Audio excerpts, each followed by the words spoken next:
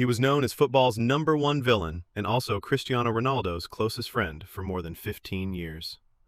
Red cards, brutal tackles, violent clashes on the pitch. Pepe was involved in all of it. Yet this same warrior once pushed his body so far in a European Championship final that he vomited on the field after delivering a legendary performance. This is the story of Pepe the Monk, warrior of football. For many fans, Pepe's image can be summed up in one word: dirty. In 2009, he viciously kicked an opponent lying on the ground and received a 10-match suspension. At the 2010 World Cup, he headbutted Thomas Müller and was immediately sent off with a red card. During his La Liga career, he collected 79 yellow cards and 9 red cards, becoming one of the most feared defenders in Spanish football history. People joked that if Pepe wasn't receiving a card, he was probably on his way to getting one. But if that is all you saw, then you never truly understood him. Now, fast forward to the Euro 2016 final. Portugal were being overwhelmed by France. Wave after wave of attacks crashed into their penalty area. The pressure was relentless, and the defense looked ready to collapse at any moment. Yet Pepe stood there like a wall. He cleared dangerous balls, blocked shots, intercepted passes, and held the entire back line together almost by himself. Throughout the entire match, he committed no reckless fouls. He simply fought with intelligence, leadership, and pure determination. By the time the match reached its final moments, his body had completely broken down. As soon as the whistle blew for halftime, in extra time, Pepe collapsed and vomited on the pitch. It was not drama or exaggeration. His body had simply reached its absolute limit. But despite that, he continued fighting until the very end.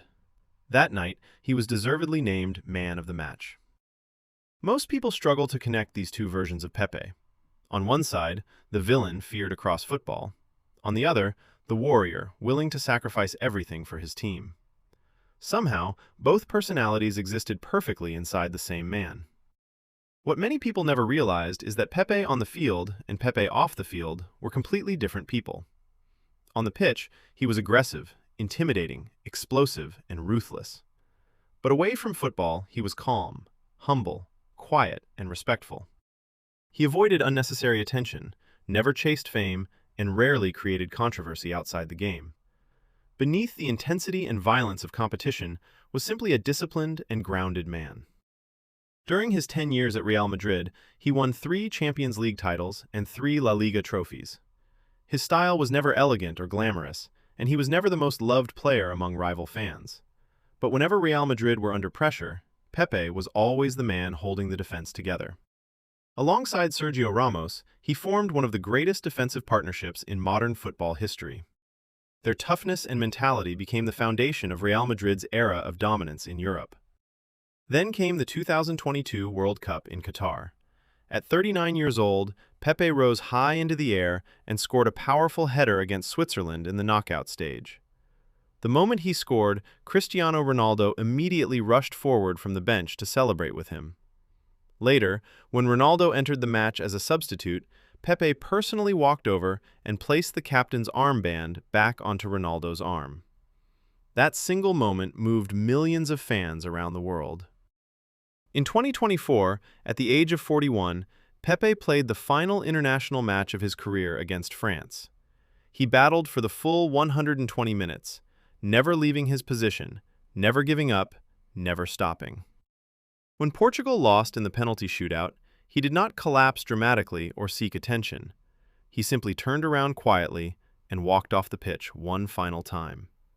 Later, Cristiano Ronaldo posted a photo of the two together with a message that read, "You are my one and only brother." You can call Pepe dirty, you can call him violent, but nobody can deny that he gave absolutely everything throughout his entire career.